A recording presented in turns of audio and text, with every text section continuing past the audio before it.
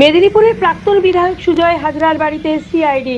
তৃণমূল কংগ্রেস সরকারের থাকাকালীন সময়ে পশ্চিম মেদিনীপুর জেলার দেবরায় চাকরি দেওয়ার নামে আর্থিক প্রতারণার অভিযোগ উঠেছিল তৎকালীন মেদিনীপুরের বিধায়ক সুজয় হাজরার বিরুদ্ধে। সেই মামলায় ইতিমধ্যেই সিআইডির হেফাজতে রয়েছে মেদিনীপুরের প্রাক্তন তৃণমূল বিধায়ক সুজয় হাজরা। রবিবার বেলা 1:25 নাগাদ সুজয় হাজরাকে সঙ্গে নিয়ে আসা হলো তার মেদিনীপুরের বাড়িতে। বিশাল পুলিশ বাহিনীর সাথে বাড়িতে পৌঁছেছিল সিআইডি আধিকারিকরা।